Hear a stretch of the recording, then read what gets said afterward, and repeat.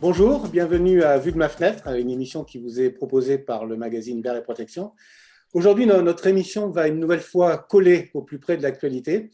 Et pour justement évoquer cette actualité, j'ai le plaisir de recevoir Xavier Lecomte, PDG de l'entreprise limousine Atulam. Bonjour Xavier Lecomte. Bonjour Frédéric. Alors justement, l'actualité du jour, c'est cette annonce que vous avez faite hier de l'ouverture du capital d'Atulam.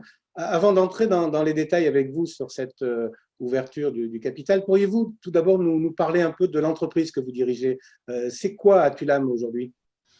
Alors, Atulam, c'est une entreprise que j'ai repris en 97, donc 23 ans. C'était à l'époque c'est une entreprise qui fabrique des fenêtres et des portes en bois sur mesure. Et à l'époque, c'était une entreprise qui avait un seul client, poseur de fenêtres, qui était Isofrance Fenêtres, donc qui était la maison mère.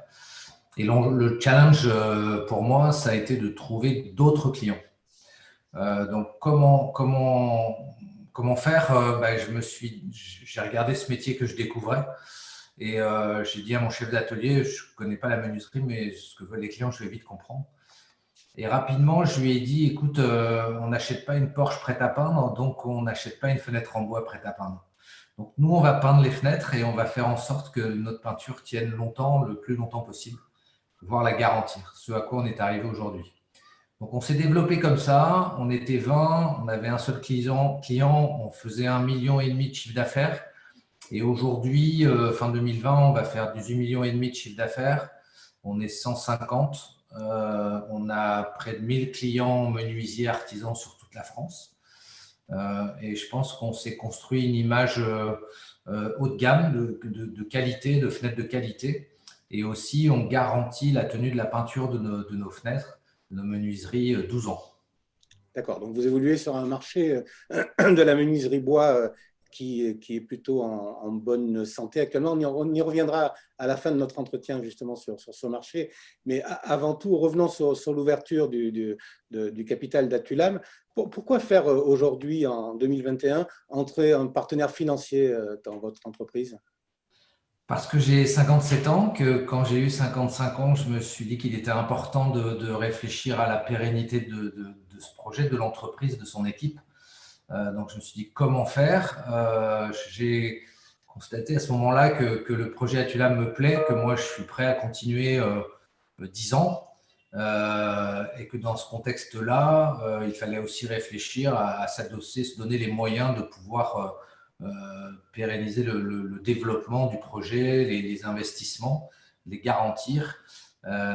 Et donc, l'arrivée d'un partenaire était un peu dans cette optique, en sachant que moi, je ne suis pas éternel et qu'aujourd'hui, je suis en parfaite santé et que dans 5 ans, je le serai, je pense aussi, mais après, je ne sais pas.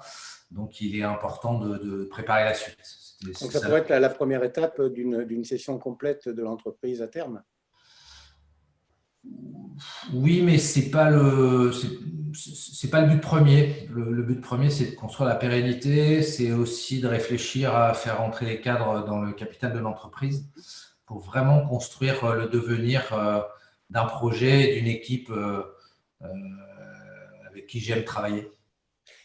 Euh, euh, Parlez-nous un peu de Spice Capital. C'est un fonds familial, c'est un fonds financier institutionnel? Oui, alors dans ma démarche, en fait,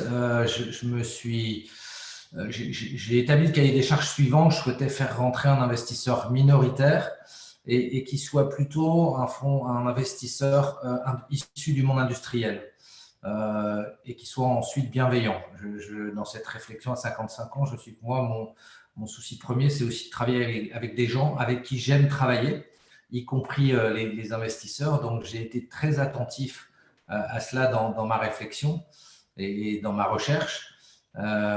Et j'ai trouvé donc une famille d'industriels françaises qui étaient en quête d'investissement dans des PME industrielles et New Tech aussi. Et donc, on s'est rapprochés et on s'est trouvé beaucoup de points communs et je pense qu'on va travailler ensemble en bonne intelligence pendant de nombreuses années, j'espère. À quelle hauteur du capital sont-ils entrés? Alors, ils sont minoritaires, donc on est, enfin, je ne vais pas rentrer dans le détail, mais ils restent minoritaires. D'accord, il reste minoritaire. Oui. Alors, quelles conséquences immédiate cela va-t-il avoir sur l'évolution de l'entreprise? J'ai vu dans les premières déclarations des dirigeants de Spice Capital, ils ont évoqué des expansions géographiques en France comme à l'étranger. Quels sont ces nouveaux territoires que vous visez aujourd'hui? Alors, d'abord, l'arrivée d'un partenaire, c'est aussi pour moi la capacité à réfléchir ensemble et à trouver des gens qui m'apportent des compétences ou des connaissances ou un support sur des sujets où je n'ai pas forcément l'expérience et le savoir-faire. Donc ça, c'est par rapport à ça qu'il y a des réflexions que nous mènerons ensemble. Sur la base d'un projet existant qui se poursuit en fait. Enfin, on est vraiment dans la continuité de ce qu'on a commencé il y a 23 ans et de ce qu'on continue, construit sur la qualité, sur cette peinture garantie, sur le savoir-faire sur mesure et sur la capacité à développer. Développer, c'est vendre plus, mais c'est aussi fabriquer plus. Nous, on fabrique ce qu'on vend. Donc, il faut qu'on se donne les moyens d'investir. On a un métier où il faut beaucoup investir et beaucoup de main-d'œuvre. C'est un métier de savoir-faire. Donc, le développement n'est pas simple et il faut gérer sa croissance. Donc, on est dans cette démarche-là avec des programmes d'investissement dans la continuité, mais qui restent conséquents. Ensuite, pour la partie que vous évoquez, bien effectivement, on restera attentif à des opportunités de croissance externe, plutôt sur des produits complémentaires à celui que nous fabriquons aujourd'hui. Pour ce qui est notamment de la France, mais pourquoi pas aussi à l'export. On sera de l'export de proximité, hein, c'est une réflexion d'opportunisme, encore une fois, où là, eux ont un savoir-faire, une compétence, une expérience, une capacité à nous accompagner dans la recherche d'opportunités de croissance externe et dans le savoir-faire, comment rentrer, comment piloter une opération de reprise d'entreprise. Alors justement, en matière d'investissement, vous avez engagé, je crois que c'est en 2017, un programme qui s'appelle l'usine du futur. Vous pouvez nous dire quelques mots sur l'usine du futur et peut-être nous détailler quels sont les prochains investissements en matière d'outils productifs que vous comptez réaliser sur votre site industriel? Oui, alors l'usine du futur, c'est en partenariat avec la région que je salue et que je remercie de son accompagnement qui se veut à la fois financier mais pas seulement. C'est aussi un investissement, c'est un accompagnement de formation. Moi, je fais partie d'un groupe de chefs d'entreprise où on a des formations sur des thèmes pertinents tous les 2 mois. Et c'est aussi un échange entre patrons de PME. Et c'est toujours riche, on est un peu tout seul à la tête du navire. Ensuite, c'est un accompagnement sur le programme d'investissement. Ça, c'est aussi important. Et puis, surtout, on est parti d'une démarche où on a fait un diagnostic de l'entreprise. On a analysé qu'on avait un problème une nécessité à évoluer dans notre organisation de production. Et on a mis en place le Lean Management durable. Le Lean Management durable, c'est une organisation de production sachant qu'on a eu la particularité de mettre l'opérateur au cœur du projet. Et donc, vraiment, on a mis des moyens, on a pris un cabinet de conseil pour nous accompagner, on a embauché un responsable de l'organisation et on a formé tous les gens, tout le staff de la production et tous les opérateurs ont été concernés, ont suivi des formations, ont été impliqués.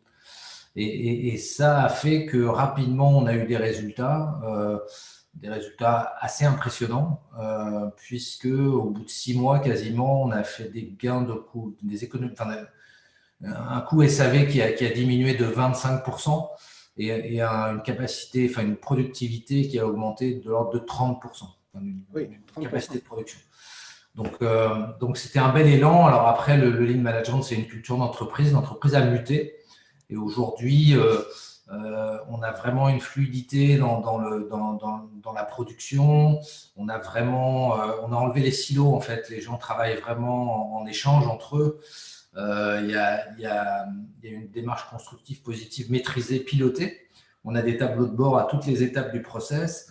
On a vraiment une visibilité, un pilotage précis de ce qu'on fait et on essaye d'industrialiser un métier de sur-mesure, donc d'organiser et d'optimiser en gros, on fabrique à la commande qu'on reçoit, donc c'est très variable, très, très diversifié. Et on essaye de l'ordonnancer de façon à ce que ce soit le plus fluide possible en termes de production, de traitement administratif et de production. D'accord. Toute cette organisation-là, elle évolue dans un marché de la fenêtre bois qui est plutôt dynamique. Est-ce que je me trompe? Quelle est la conjoncture de ce marché bois dans lequel Atulam évolue aujourd'hui? La conjoncture est favorable. On a la chance, déjà dans le bâtiment, globalement, de ne pas être pénalisé par le Covid, voire presque le contraire. Contrairement à d'autres filières. Donc ça, il faut savoir en profiter. Et après, toute l'image qualité qu'on a su développer nous permet de continuer notre développement commercial de façon performante, puisqu'effectivement, on a une activité soutenue. On a réalisé cette année le même chiffre d'affaires que l'an dernier, alors qu'on a eu 5 semaines pleines de production perdue. Donc ça dénote d'une vraie capacité de production et d'un vrai engouement commercial. Le bois, après, effectivement, on est dans un contexte fabriqué en France. Donc, nous, en Creuse, on est vraiment dans le fabriqué en France.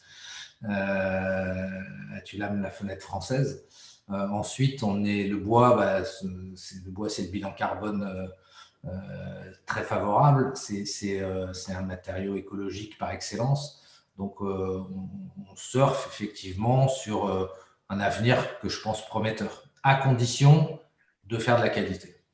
Bien sûr. Alors, il y a eu récemment des rachats de fabricants de fenêtres de menuiserie bois, notamment Assibois par le groupe Millet et plus récemment l'entreprise Mélin par Laurillard. Comment analysez-vous ces opérations de croissance externe dans le secteur qui est le vôtre, dans la menuiserie bois? Ça prouve, si besoin était, qu'il y a un enjeu et un intérêt par des gros industriels fabricants de PVC et d'aluminium, ce qui n'était pas le cas jusque-là. Donc, ça prouve que la tendance du marché va vers ça. Ils ne font pas ça par hasard.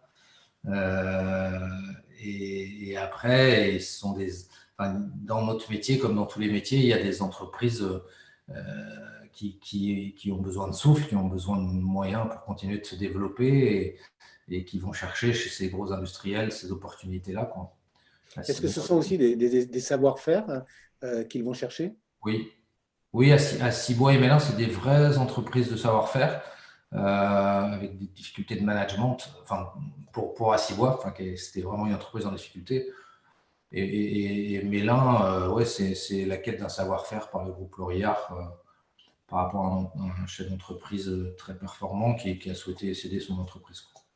Est-ce qu'Atulam pourrait un jour justement rejoindre le giron d'un industriel français de la menuiserie?